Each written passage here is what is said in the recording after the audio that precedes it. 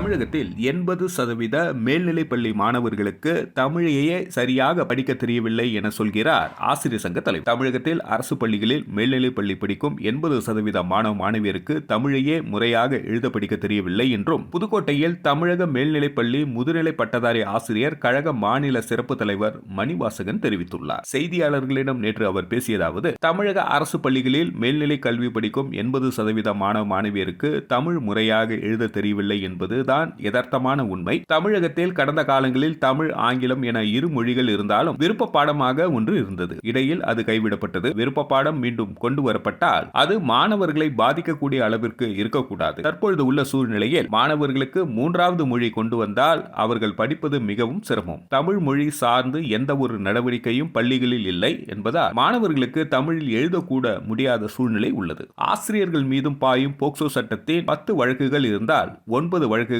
பொய் வழக்குகளாக தான் உள்ளன. தண்டனை கொடுக்க முடியாத சூழ்நிலையில் தான் நீதிமன்றம் உள்ளது. ஆனால் ஆசிரியர் விதிப்படி அவ்வாறு செய்ய முடியாது. மொத்தமே 210 நாட்கள் பள்ளிகள் இயங்கக்கூடிய சூழ்நிலையில் அதில் 10 தினங்கள் கலை விழா என்ற பெயரில் மாணவர்களின் படிப்பு வீணாகிறது. எதிர்க்கட்சி தலைவராக இன்றைய முதல்வர் இருந்தபொழுது அரசு ஊழியர்கள், ஆசிரியர்களின் கோரிக்கைகள் நிறைவேற்றப்படும் என்ற உறுதியளித்தார். ஆனால் அவர் ஆட்சிக்கு வந்து 4 ஆண்டுகளாகியும் இதனால் வரை ஆசிரியர்களின் கோரிக்கைகளை நிறைவேற்றவில்லை. மாணவர்களுக்கு தேர்வு வருவதற்கு இன்னும் குறுகிய காலம் இருப்பதால் ஆசிரியர்களின் கோரிக்கைகளை உடனடியாக நிறைவேற்ற வேண்டும். கள போராட்டத்திற்கு ஆசிரியர்களை அரசு தள்ளி மாணவர்களை வஞ்சிக்க கூடாது. இவ்வாறு மணிவாசகம் தெரிவித்துள்ளார்.